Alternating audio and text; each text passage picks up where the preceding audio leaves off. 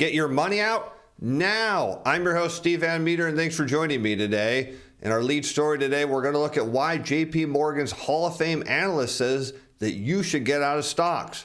We're also seeing signs that the economy in the fourth quarter was better than we thought, but is this really the calm before the storm? And for those of you who want some good news, well, we've got an economic indicator that says perhaps things aren't as bad as they seem.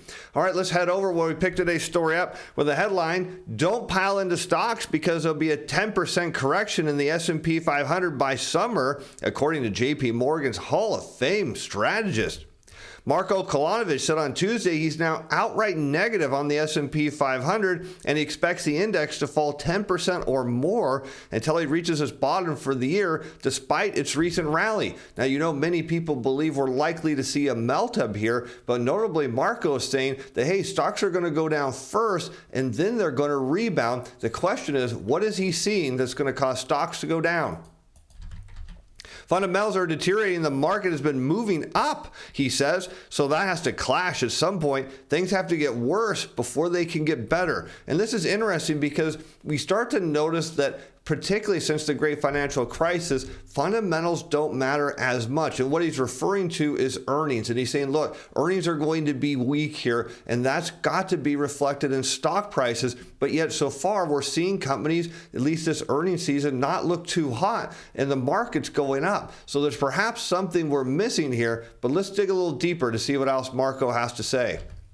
People start believing in narratives that things will be better, and people want to believe they're going to be better. We have China, which gives a little bit of sentiment. The dollar is weaker, so I think that created this narrative that the worst is behind us and the recession is over, or the recession somehow hasn't magically happened last year and we're about to grow. He goes, we don't agree. We do think that we will have a recession, he said. The question is if it's mild or less mild, both here in the U.S. and Europe. So now we're getting the picture of what he's trying to say here is that at some point we're likely to have a recession. This is a common belief now among many analysts that this summer we will see a recession. The question, the debate, if you will, is it going to be a mild recession, that soft landing, the holy grail the Fed is looking for, or is it going to be a prelude to something much worse? But is Marko right that the probabilities we're going to see a recession are pretty high?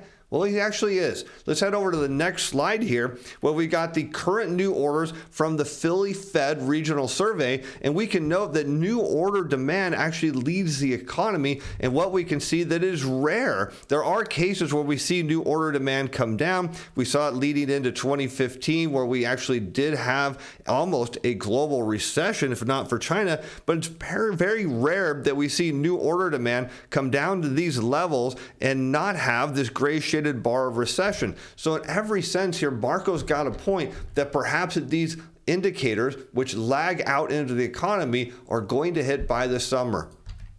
The only thing that'll save stocks, he said, is a Fed pivot away from its aggressive campaign of outsized interest rates hikes, and investors shouldn't hold their breath for that, he said, because the popular view here is the Fed is going to continue to hike. Now, of course, we know based on the data in the yield curve that they're telling the Fed, hey, full stop, you can't keep going here, and the probabilities remain high that on February 1st, the Fed will raise the funds rate by another 0.25%. But the question is he right about the market needing the Fed to get off of this aggressive campaign? Well, he is. And here you can see going back now the periods where the federal funds rate paused. We can see here that in red against the Wilshire 5000, the total U.S. stock market in blue. We note that the Fed paused here back in 2001, and notably the stock market actually made a double top, went back near its all-time highs. We can see here going into the great financial crisis, the Fed paused. What do? We get a new all-time high in stocks, not a big one, but a new one. And then, of course, we come back here into 2019. The Fed goes into pause mode and the market takes off. So in every sense, he's got a point that the moment the market believes the Fed is going to pause, which could be after the next meeting, then it's going to be game on and we could see a rally in stocks. But what he's also suggesting here is even if stocks go up, and this is a key point that Marko's trying to make here, a recession is coming and he thinks the market doesn't have that priced in, and that's why stocks have to go down. Kolonovich told CNBC that he expects the S&P 500 to drop at least 10% from its current level and not to rally until the Fed starts cutting interest rates.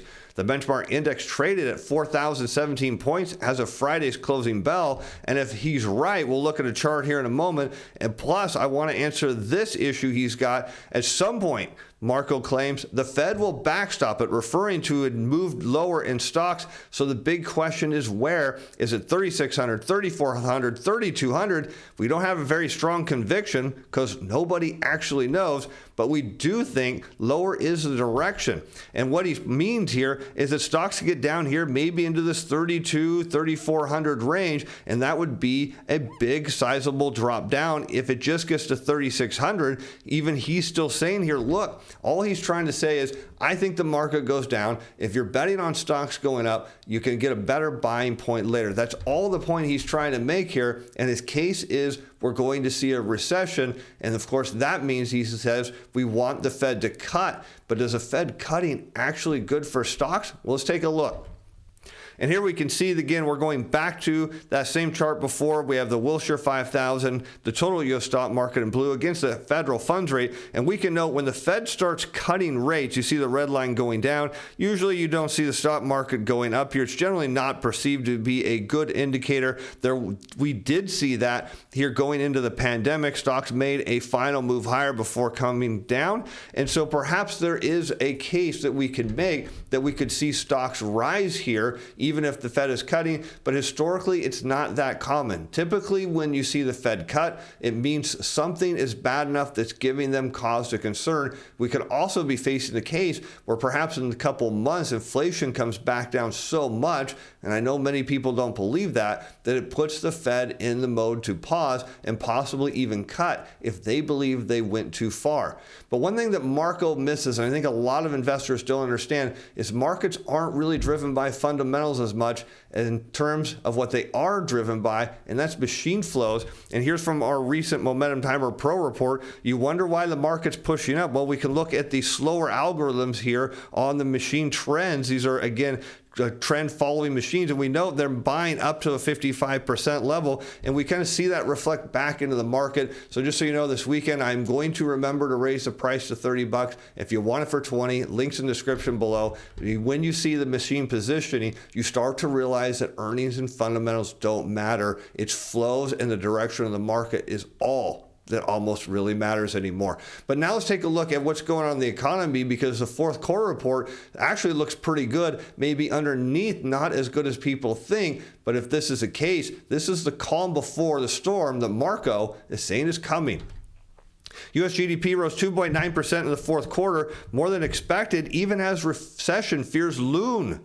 And the mix of growth was discouraging, and the monthly data suggests the economy has lost momentum as the fourth quarter went on, but we still expect the lagged impact of the surge in interest rates to push the economy into a mild recession in the first half of this year. So again, everyone believes that at some point, all of this tightening, even though the market actually isn't reflecting the Fed's tightening into it, we actually see financial conditions are rather easy compared to where they were when the Fed started their tightening cycle.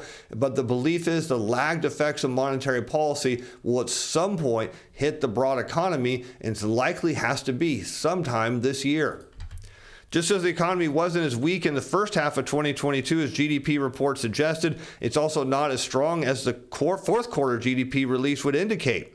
Held aloft by resilient consumer spending, the economy expanded at a solid pace late last year, but remains vulnerable to a more pronounced slowdown in the coming quarters. Of course, what we're not hearing from these analysts is one key point is a lot of that report had to do with inventory building. So when you build inventory, it actually looks GDP positive. Of course, we know if this inventory doesn't get spent and doesn't get moved by consumers, well, it's going to be a problem. So for now, we have a fourth quarter that looked pretty decent. We're already seeing layoffs coming in the first quarter here as companies are announcing their earnings and layoffs. We should see perhaps a marked difference between Q4 and Q1 now of 2023. But for a little bit of good news is showing the economy here is resilient. Well, let's take a look at the weekly unemployment claims, which fell a surprising 6,000 down to 186,000 last week. Continuing claims remain around, that's 1.675 million, just under 1.7 million. So we're seeing, despite these layoffs in the tech industry, that broadly the economy is starting to absorb them back into the labor market, and employers are still wanting to hold on to employees.